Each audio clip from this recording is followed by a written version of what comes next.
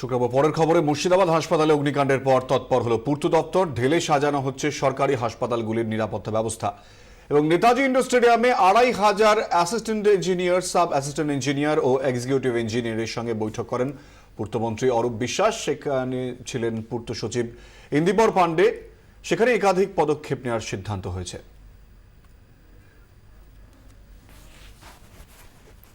প্রতি সরকারি হাসপাতাল পরিদর্শন করবেন পূর্ত দপ্তরের আধিকারিকরা। হাসপাতালগুলিতে কি কি প্রয়োজন তার তালিকা তৈরি করা হবে। অগ্রাধিকারের ভিত্তিতে প্রতি হাসপাতালে এক একটি প্রয়োজন মেটানো হবে। কোনো হাসপাতালে ফলস সিলিং থাকবে না, থাকলে ভেঙে ফেলা হবে। কোনো হাসপাতালের কোনো ঘরে কাঠের নির্মাণ থাকবে না। হাসপাতালে যে রুমে এসি রয়েছে সেখানে 2টি এসি থাকবে। হাসপাতালে টানা 6 ঘন্টার বেশি কোনো এসি চলবে না। টাইমার দেওয়া থাকবে, একটি 6 ঘন্টা চললেই তা বন্ধ হয়ে দ্বিতীয়টি চালু হবে এবং হাসপাতালে কোনো স্থায়ী বন্ধ জানালা রাখা যাবে না। পাল্লা বা শাটার বাধ্যতামূলক।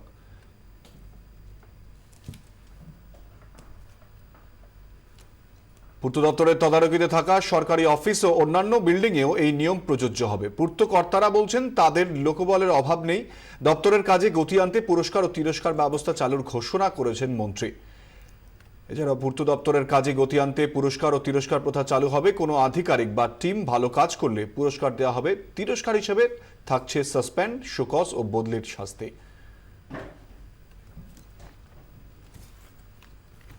গঙ্গার ভাঙনে তলিয়েছে বাড়ি, ঠাঁই হয়েছে রাস্তায়। প্রশাসনকে জানিয়েও লাভ হয়নি কিছুই। এবার নিজেরাই সরকারি জমি দখল করে আস্তানা তৈরি করতে গেলেন মালদার মানিকচকের গৃহহারারা। জমি দখল করতে গেলে পুলিশের সঙ্গে ধস্তাধস্তি হয় গৃহহারাদের। পরে অবশ্য বিডিওর আশ্বাসে অন্যত্র সরে যান মানিকচকের গৃহহারারা।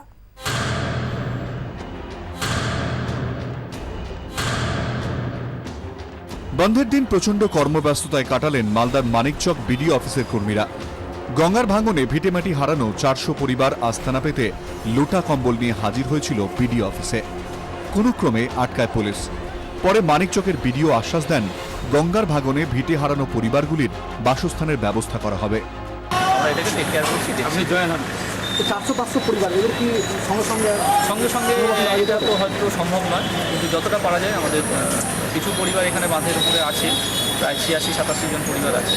তারপরেও আরও কিছুজন চলে এসছে, তাদেরকে আমরা দেখছি করা যায়। গত 2 বছর ধরে মানিকচকের নারায়ণপুর চর ক্রমশ তলিয়েছে গঙ্গার ভাঙনে। এবারের বর্ষায় চরটাই হারিয়ে গেছে। ভিটেমাটি হারিয়েছে 400 পরিবার। চরের মানুষদের ঠাঁই হয়েছে রাস্তার ধারে। ঘর হারা এই পরিবারগুলি বারবার প্রশাসনের কাছে আবেদন জানিয়েছে। কাজ না হওয়ায় মানিকচক ব্লক অফিসের সামনের আমবাগান ও মানিকচক শিক্ষানিকেতন হাই স্কুলের খেলার মাঠ দখল করে আস্তানা গড়ার কাজ শুরু করে তারা। কপি সব জায়গায় জমা করেছি যে আমাদের ভাঙন চলছে, কত সাংবাদিক গিয়েছে কতবার, তারপরে কোনো কাজ হয়নি। আমরা দেখতে দেখতে আমি কালকেও বাড়ি যাইনি, ওখানে ভাঙনে আর থাকার জায়গা নাই বলে আজকে সবাই চলে এসেছে। দখলদারি আটকাতে গেলে উদ্বাস্তুদের সঙ্গে ধস্তাধস্তি হয় পুলিশের। পরে বিডিওর আশ্বাসের পর তারা ফিরে যায়। ভিটেমাটির দাবিতে পরিবারগুলি এবার মুখ্যমন্ত্রীর হস্তক্ষেপ দাবি করছে। ব্যুরো রিপোর্ট, 24 ঘন্টা। মেয়ের ইফটিজিং এর প্রতিবাদ করায় নৃশংসভাবে খুন হয়ে গেলেন প্রৌঢ়। 15 থেকে 20 জনের ইফটিজারের দল ঘরে ঢুকে হকি স্টিক দিয়ে পিটিয়ে খুন করল ওই প্রৌঢ়কে। মর্মান্তিক এই ঘটনা ঘটেছে উত্তরপ্রদেশের আমরোহায়। মেয়ের ইফটিজিং এর প্রতিবাদ, ঘরে ঢুকে চড়াও 15 থেকে 20 জনের ইফটিজারের দল, হকি স্টিক দিয়ে পিটিয়ে খুন বাবাকে। এমনই নৃশংস এবং মর্মান্তিক ঘটনার সাক্ষী থাকলো উত্তরপ্রদেশের আমরোহা জেলার জোহা। অভিযোগ, স্কুলে যাওয়া আসার পথে মেয়েটিকে প্রায়ই উত্ত্যক্ত করত কয়েকজন যুবক। এদিনও তার ব্যতিক্রম হয়নি। বাড়ি ফিরে বাবাকে সব কথা খুলে বলে মেয়েটি। অভিযুক্তদের বাড়ি গিয়ে তাদের পরিবারের সঙ্গে এ নিয়ে কথা বলেন ওই প্রৌঢ়। এরপর তার বাড়িতে চড়াও হয় ওই যুবকেরা। তখন বাড়িতে একাই ছিলেন তিনি। হকি স্টিক দিয়ে তাকে পিটিয়ে খুন করা হয় বলে অভিযোগ। स्कूल जाते हैं, खाते, लेकिन वो बीच में हमें छेड़ते हैं। हम जाते हैं तो यहाँ से हमने अपने अब्बू से कहा, हम अब्बू हमें छेड़ते हैं। तो अब मेरे अब्बू ने उनसे कहा तो मेरे सारे लड़कों को लेके यहाँ पे आ गया। हमारे घर कोई नहीं था, मेरे अब्बू अकेले थे और यहाँ पे आके उन्हें मार दिया। हमने 100 नंबर पर फ़ोन किया पुलिस को, लेकिन पुलिस भी भाग तो आई जब खत्म हो गए। इस चीज़ को मारपीट के कारण ही उनकी मौत हुई।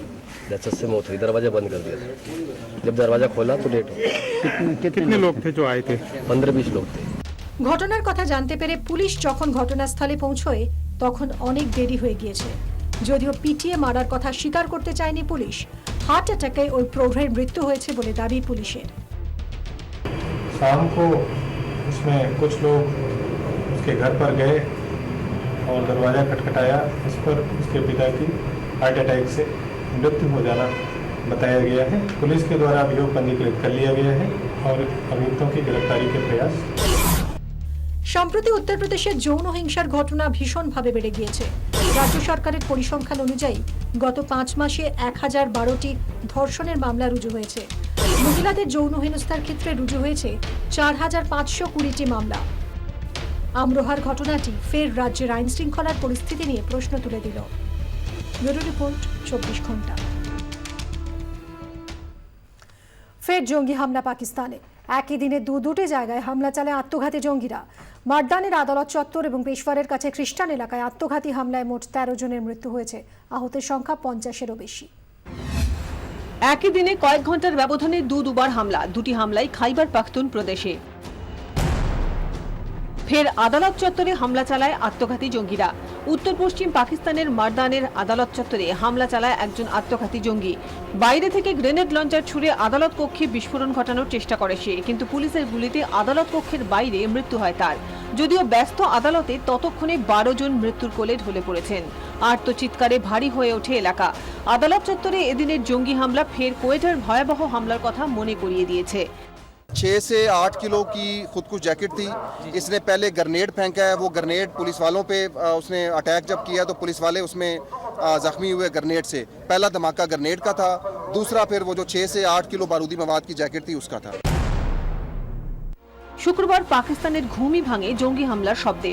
ভোর তখন 5:30। উত্তর পশ্চিম পাকিস্তানের খ্রিস্টান এলাকায় হামলা চালায় 4 জন আত্মঘাতী জঙ্গি। 4 জনেরই পরনে ছিল আত্মঘাতী জ্যাকেট, হাতে ছিল আগ্নেয়াস্ত্র। খবর পেয়ে দ্রুত জঙ্গি দমনে নামেন নিরাপত্তারক্ষীরা। কাকভোরের লড়াইয়ে 4 জঙ্গিকেই নিকেশ করা সম্ভব হয়। ঘটনায় এক নিরাপত্তারক্ষীর মৃত্যু হয়, আহত হন 2 সেনা জওয়ান, 1 পুলিশ কর্মী এবং 2 জন নৈশ প্রহরী। পাকিস্তানের তালিবানি শাখা জামাতুল আখতারি দুটি হামলার পিছনে বলে মনে করা হচ্ছে। হামলার নিন্দায় সরব হয়েছেন পাক প্রধানমন্ত্রী নওয়াজ শরীফ। যতই জঙ্গি হামলা হোক, সন্ত্রাসের বিরুদ্ধে পাক যুদ্ধ বন্ধ হবে না বলে পাল্টা বার্তা দেন পাক প্রধানমন্ত্রী। ব্যুরো রিপোর্ট 24 ঘন্টা।